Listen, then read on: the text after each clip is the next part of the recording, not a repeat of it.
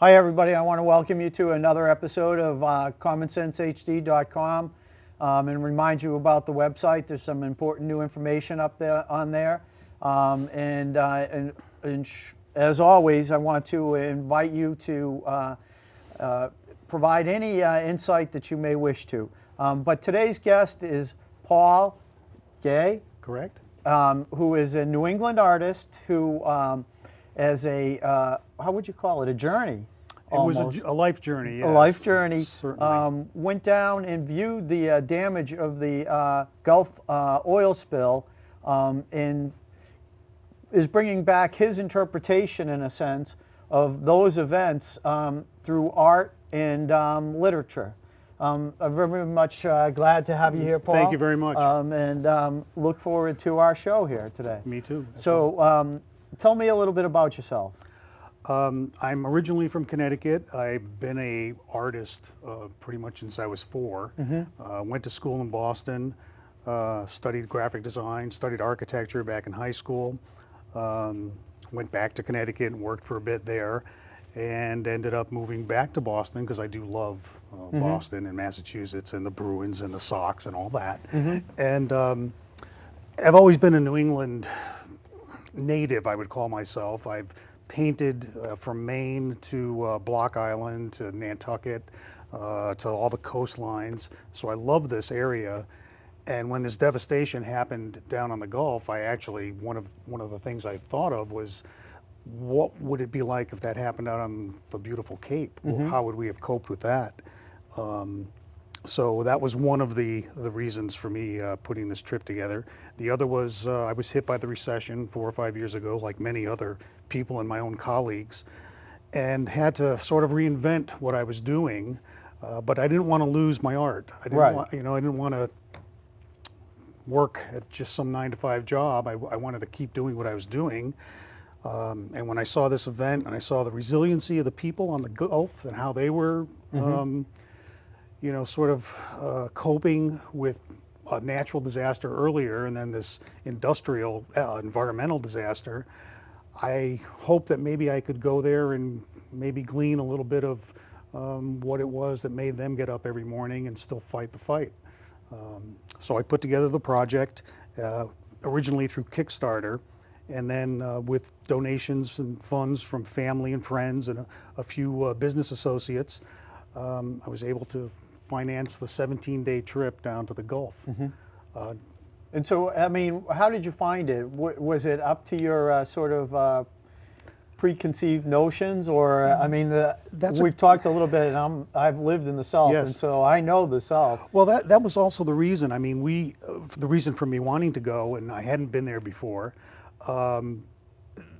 The preconceptions, New Englanders have preconceptions of the Gulf and the South, and the South has preconceptions of New Englanders and the North. I wasn't looking for any of that. I was very respectful of everyone that I did interview or talk to. I didn't impose myself on situations, and I found them to be wonderfully open, just friendly, true, honest people. I never had any what I would call an issue, and I think I because of my talks that I've done after I came back from my trip at a number of libraries in Connecticut and one just recently in Carlisle, we get sort of local in our thinking and what we care about, and a lot of people didn't know how serious this was for the Gulf from up here or Minnesota or any place north. And I mean, this was their life. This was their life and their livelihood. Well, as we were talking earlier, if you have a city that's 20 or 30 feet below sea level, and all of a sudden you have a big wind, you have a big problem. You have a very big problem. And if you're getting your livelihood from that water, and that's tainted, what do you do? How do you start every day? How do you find some way to feed your family or to keep yourself working? And these people, they have great, they enjoy life, and when life doesn't quite work out, they certainly know how to cope with it and, love the ones they love and pick up the pieces. So what was your most sort of surprising event besides Hush Puppies? And You know, I never catfish? had the hush puppies. You didn't have hush No, puppies? I Oh, didn't. my word. I ate about 12 dozen oysters, I can tell you that. And the oysters, unfortunately, weren't from the Gulf. Yeah. Because at that time, So- right. they had to be brought in. I did try fish and shrimp with everyone and different types of food. Creole. I don't think, you know, it was, for me, the most memorable part of the trip for me was getting on a boat and getting to the mouth of the Mississippi River. That was beautiful for one thing, and just awesome in terms of you get out there and there's thousands of oil rigs, and I had assumed they were all like deep water, like the Deepwater Horizon, which tragically caused all this. But you go out there and there's thousands of these smaller oil wells, and they're in like 15 feet of water. My next question that I didn't realize was how the oil got from those wells back to us or back to land, and it's piped. It's not, Right. you know, it's not brought in by tankers or anything. So you see all these little sort of capillaries and veins when you fly over Louisiana, and most of those are pipeline trails that are bringing energy to us and to the rest of the world. So that was a bit of an eye opener for me, because I never thought about where it came from or how Right. it got to where it should be. But you know, I didn't have. I did enjoy New Orleans a couple times. I had to go in and out, and I had been there before Katrina had hit, and the city was rebuilt quite nicely. I think it's a beautiful place. It is a beautiful place, Right. and there was talk about, you know, it's underwater. Who needs New Orleans? Well, we need New Orleans. I can vouch for that. I think it's a quintessential American city, not just an international city. So that, you know, that was. So how did you go about recording your observations? Well, what I did was I took it up as a job almost, as I would my own work. Every morning, you know, I knew what I was doing. I knew how many miles I had to go. I had my my paint set with which I've had many years of my life, and I would either stop and, you know, take a small picture, or I would actually sit there and paint. Because my trip was so limited time-wise, I did a lot of photography, and then I used the photographs for reference for paintings afterwards. So what would you call your style of painting? Oh, I'm a watercolorist primarily, but also an acrylic painter. Okay. So water-based paints. Oils just take too long for me. I prefer the immediacy of water and watercolor. And in fact, some of the paintings that I did, I used water from the Gulf as the dilution, just to make it. Yeah. I used sand from one of the beaches in one of my acrylic paintings. I was trying to bring back, you know, as much of the essence of the trip as I could. So between either photographing or sketching, and talking to people, I met just wonderful, you know, Right. wonderful people. Florida, Mississippi, Louisiana, and Alabama, all very nice folks. Yeah, it's a different Yes. experience. Each state, people think, oh, wow, you went to the deep south. Oh, no. If you can't spell Mississippi, you ain't been there, you know, and That's they true. all have their own little things. And That's true. It's really interesting.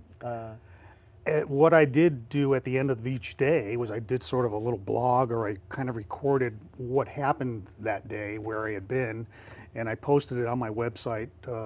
My mother, in fact, was checking it out every day, and I had a few friends that were following me. So I was able to take what I had written down on a daily basis and then bring that over into the book when I got back home and started writing the book. Well, that's fantastic. Let's see some of the images that you created. Joan, could we see some of the images?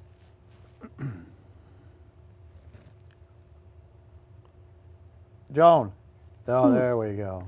There's one of the acrylics. This is the Alabama coast, and this was actually drawn and painted from memory, no photographs. As I was driving through a certain area of the coast in Alabama, it was just this flat, you know, reeds and grasses, and then you'd always see that glistening jewel of the Gulf out there on a sunny day, and it was just a quick impression.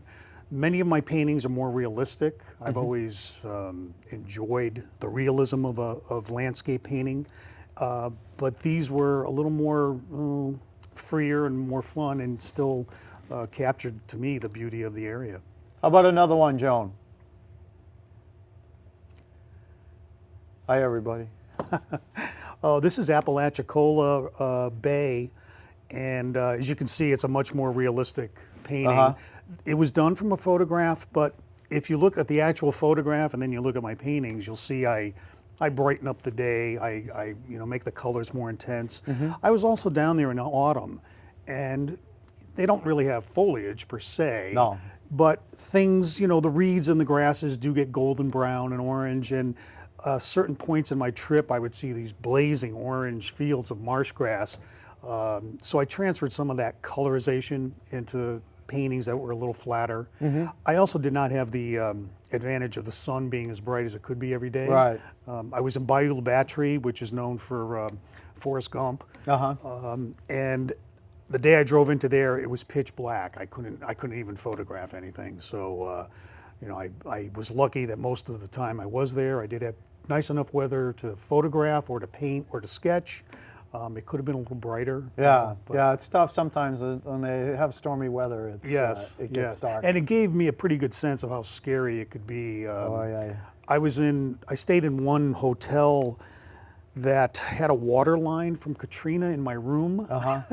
And that was a little scary because as I was going to sleep that night, I could hear the waves right outside the dock. Right. And I was thinking, could you imagine what And it was so like? fast, Yes, too. very fast.